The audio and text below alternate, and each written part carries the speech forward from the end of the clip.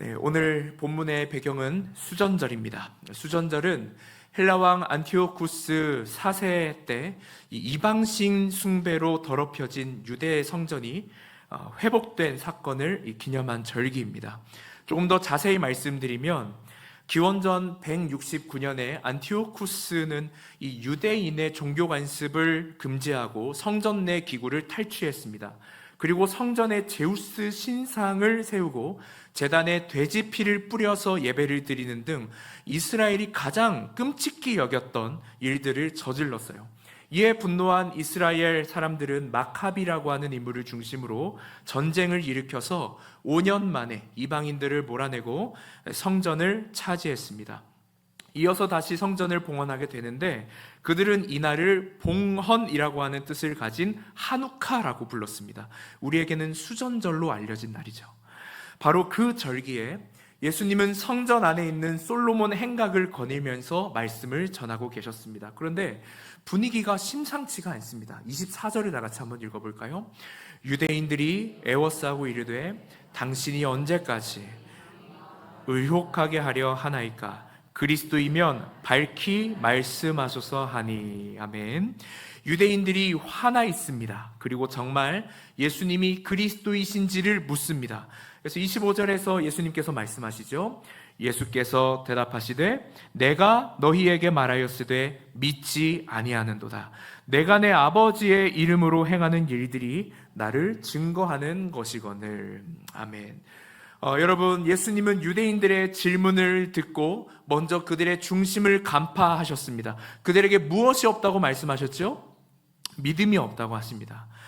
예수님께서는 그들이 믿음은커녕 예수님을 거부하고 죽이고자 하는 마음으로 가득 찬 것을 아셨습니다. 그 이유가 무엇인고 하니 26절, 27절에 다 같이 읽어볼까요? 너희가 내 양이 아님으로 믿지 아니하는도다. 내 양은 내 음성을 들으며 나는 그들을 알며 그들은 나를 따르느니라. 아멘.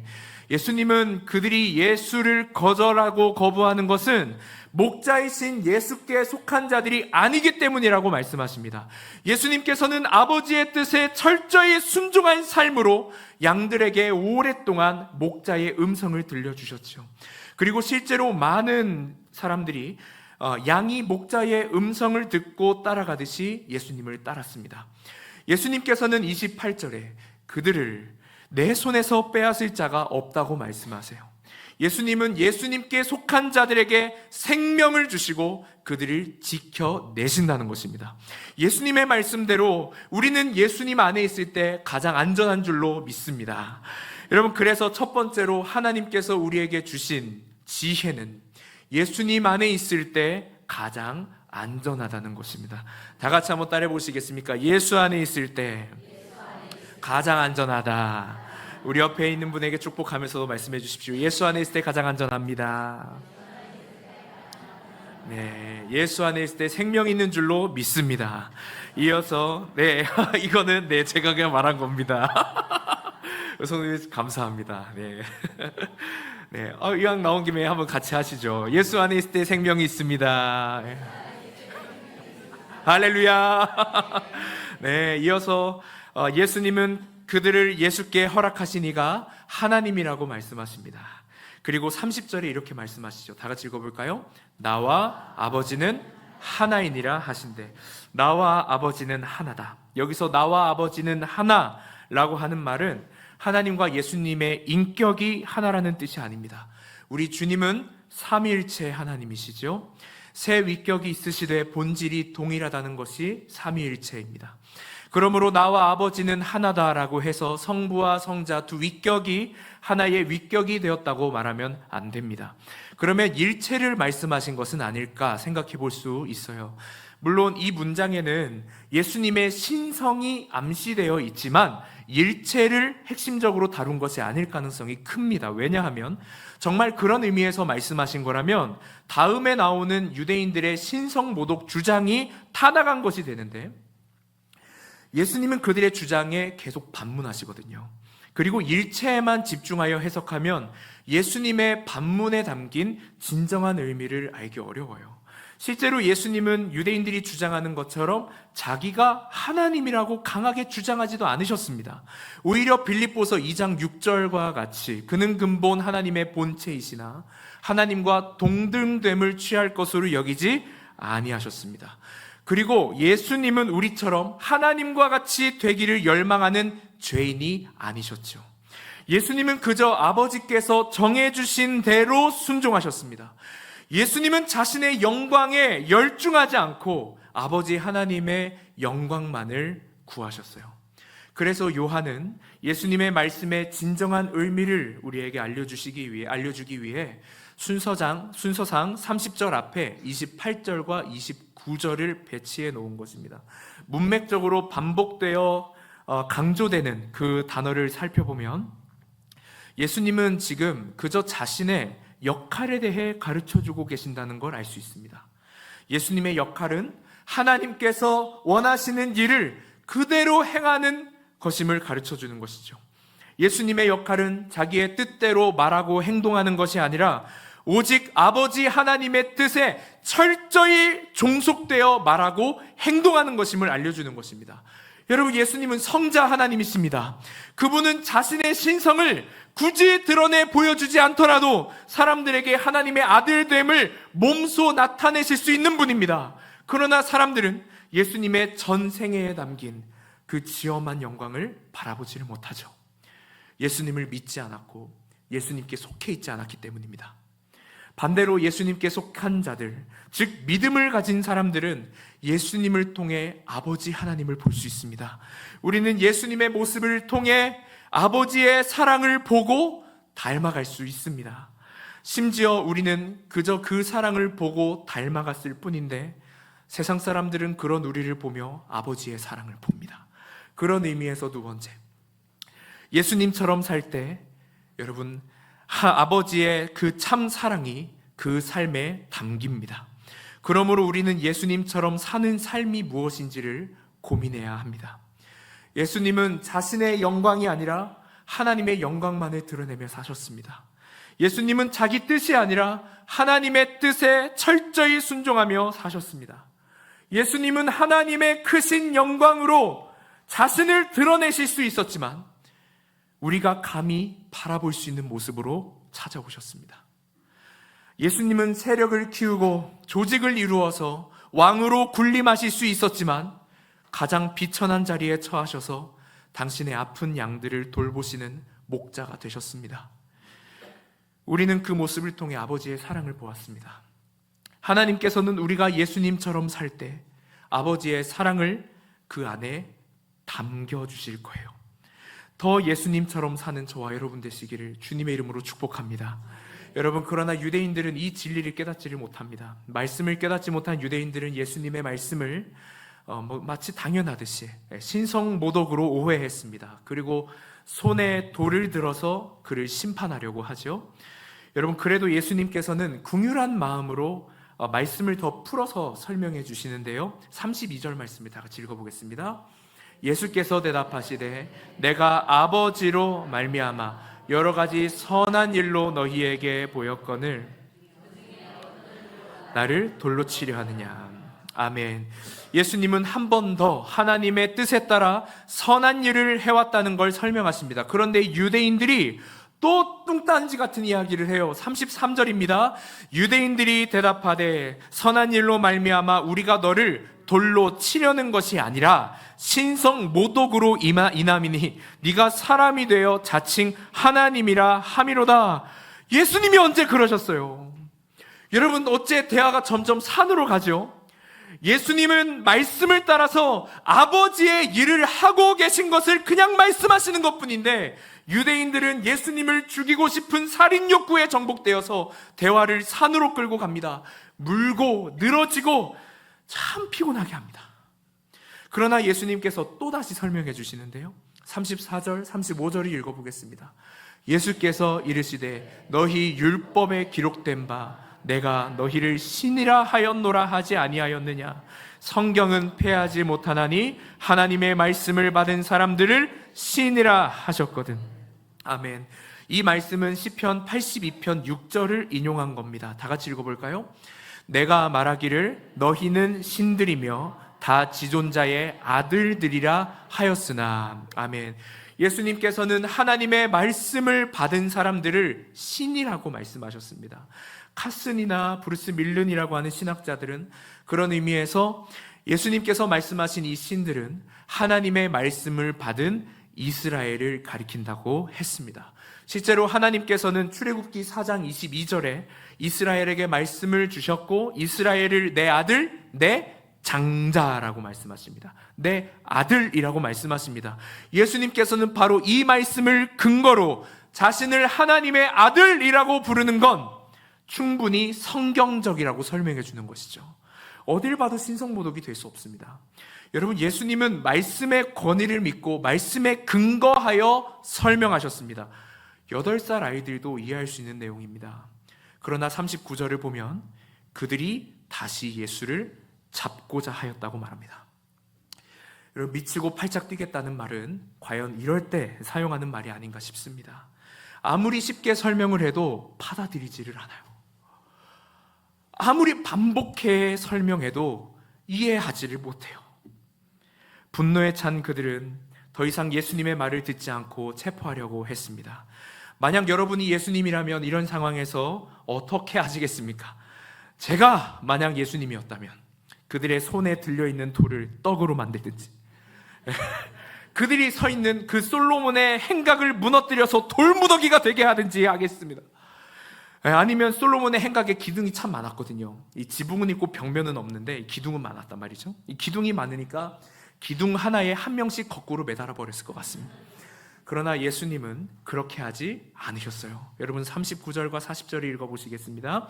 그들이 다시 예수를 잡고자 하였으나 그 손에서 벗어나 나가시니라. 다시 요단강 저편 요한이 처음으로 세례 베풀던 곳에 가사 거기 거하시니. 아멘. 그 손에서 벗어나셨더라. 예수님은 피하셨습니다.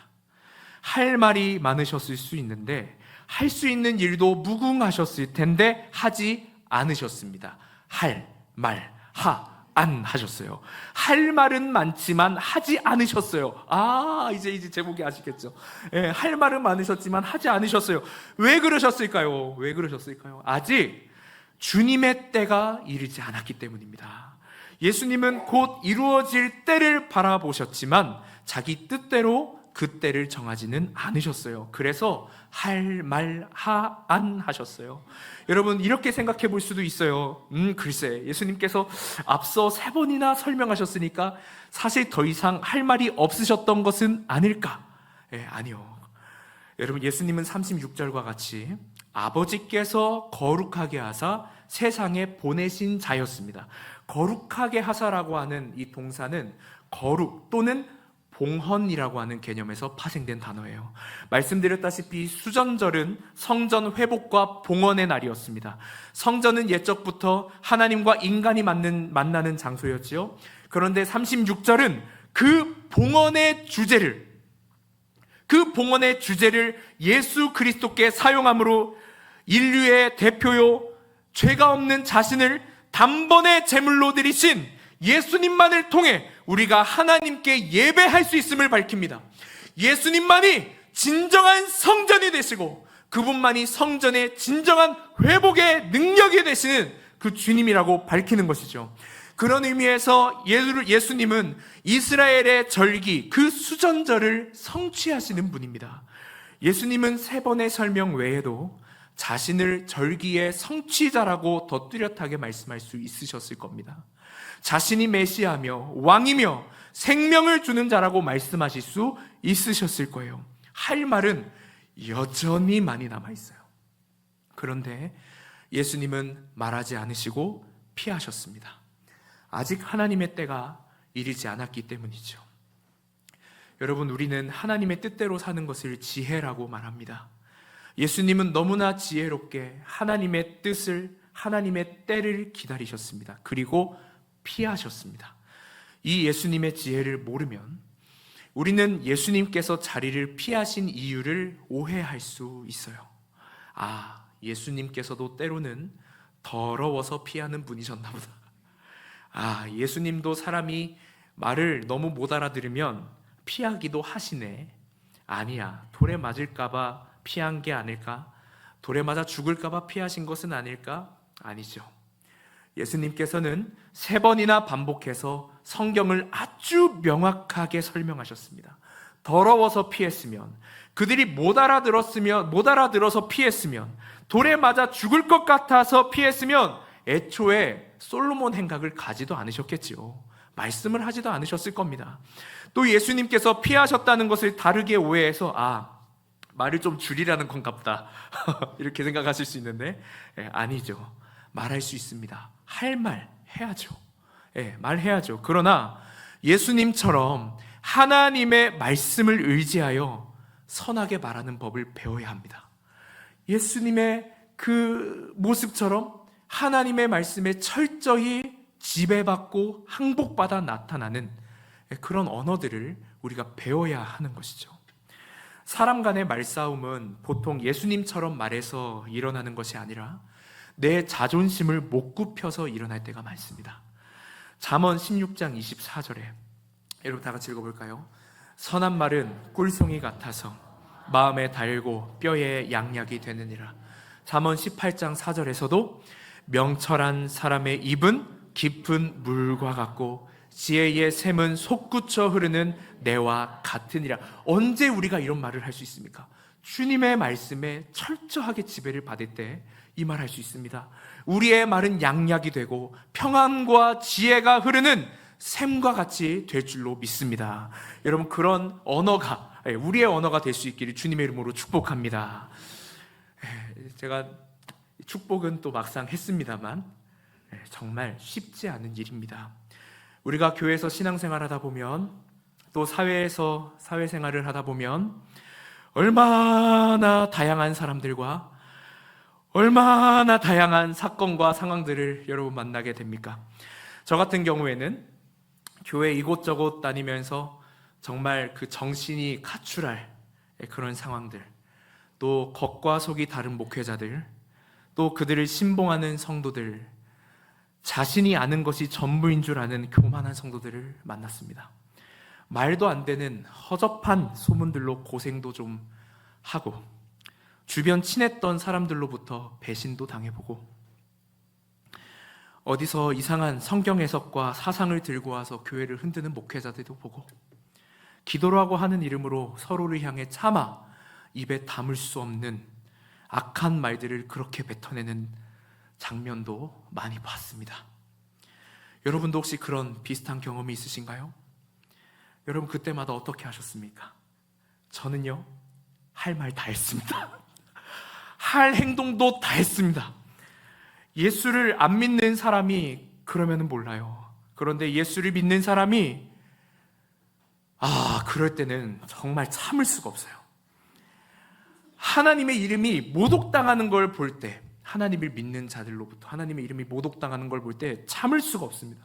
견딜 수가 없었습니다. 그렇게 이곳저곳을 옮겨 다니면서 신기하게 이상한 일들을 계속 반복하여 경험했습니다. 하나님께서 하나가 지나게 하시면 또 비슷한 일을 만나게 하시고, 또 비슷한 일을 만나게 하시고, 계속해서 반복되고 만나게 하셨습니다. 훗날의 그런 결과들도 보면서 시간이 한참 흐른 뒤에야 깨달은 것이 있었습니다. 하나님의 때가 있었구나. 하나님의 때가 있었구나. 그 사실을 피부로 느끼고 알게 되었을 때, 하나님 앞에서 나는 하나님의 때를 기다리지 못한 목회자였다 라고 하는 것을 고백하고 회개하게 되었습니다. 동시에 하나님께서 그 지혜 없음에 하나님의 어떠하심을 담아서 성도를 성장시키신다는 것도 알게 되었어요. 여러분, 오랜 기독교의 역사를 보십시오. 기독교가 잘한 게 그렇게 많지 않았습니다. 심심하면 실패하고, 우둔하여서 욕먹고, 하나님의 뜻보다 자기 뜻에 점철된 사역들을 하다가 얼마나 많이 쥐어 터졌는지요. 그렇게 생긴 이단은 또 얼마나 많고, 하나님의 말씀이 얼마나 회방당했는지 모릅니다. 그러나 하나님은 바로 거기에서 일하셨습니다. 하나님은 늘 우리가 망가뜨린 자리에 오셔서 일해 오셨습니다. 그리고 그곳에서 역설의 은혜를 일으키셔서 우리로 하나님만을 경외하는 지혜의 자리로 나아가게 하시고 자라나게 하셨습니다. 주님은 앞으로도 우리를 하나님을 경외하는 그 지혜의 자리로 이끄실 것입니다. 우리 한국 기독교를 그 자리로 인도해 주실 줄로 믿습니다. 왜냐하면 그 자리가 가장 복되고 참된 자리이기 때문입니다. 그래서 마지막으로 하나님께서 성도에게 주신 지혜는 하나님을 경외할 때 참되게 살 수 있다는 것입니다. 실패와 절망의 반복 속에서 하나님께서 우리에게 가르쳐 주신 귀한 지혜입니다. 예수님께서는 자리를 피하여 인근 북동쪽으로 가셨는데 그곳에서 많은 사람이 예수님을 믿게 되었다고 했습니다. 믿게 되었다는 것이 무슨 말인가 하고 찾아보니 41절에 예수님께서 하시는 모든 일들이, 모든 말들이 참되다는 것입니다. 사람들이 예수님을 보면서 그의 모든 것이 참되다, 맞다, 옳다, 옳거니, 그거지 고백했다는 거예요. 하나님의 지혜를 따를 때 일어난 일이었습니다. 하나님을 경외하여서 하나님의 말씀을 순종하여서 따를 때 일어난 일들이었습니다. 여러분, 그리스도인에게 이보다 더 훌륭한 찬사가 있을까요? 야, 그들이 믿는 예수는 참되다. 수원 서북교회가 전하는 예수는 참되다. 그들의 삶은 예수 때문에 참 복되다. 그들에게도 고난이 있는 것 같은데 그들은 항상 예수 때문에 평안하다. 감사가 있다. 여러분, 하나님을 경외할 때 들을 수 있는 이야기들입니다. 하나님을 경외하여서 정말 좋은 소문 나는 우리 교회 되기를 축복합니다. 여러분, 그러나 기억하십시오. 우리의 어떤 행위와 사역 때문에 이런 일들이 일어나는 건 아닙니다. 하나님께서 그분의 지혜를 따라서 사는, 그저 그렇게 살아가는 실패도 있고 염려도 있고 불안도 있고 걱정도 함께 품고 살아가는 그 삶에 하나님의 임재를 담으실 때 일어나는 일들입니다. 전적으로 하나님이 하시는 일들입니다. 전적으로 하나님의 은혜입니다. 그러므로 여러분, 조급함을 조금 버려도 괜찮습니다. 대부분 사람은 보통 눈에 보이는 것이 적거나 없으면 조급해져서 소리만 커집니다. 세상 염려가 찾아올 때면 난데없이 내 뜻만 커져서 내가 하는 일이 진리인지 헛방인지 난데없이 그렇게 혼란스러워져서 구별하지 못하고 쓸데없는 힘만 낭비하게 될 때가 많습니다. 이런 일들은 공동체를 불안하게 합니다. 그리고 하나님을 조종하려 들게 합니다. 여러분, 애초에 하나님의 영광이 개인과 가정과 교회에 담기는 것은 우리가 할 수 있는 일들이 아닙니다. 우리가 무엇을 해야만, 우리가 어떤 사역을 해야만 하나님의 영광이 임한다는 생각은 교만입니다. 하나님은 어떤 분이십니까? 하나님은 인간의 조종을 받지 않으시고 하나님은 인간의 통제를 받지 않으시고 스스로 움직이시며 거룩함을 스스로 드러내 나타내 보이는 분이십니다.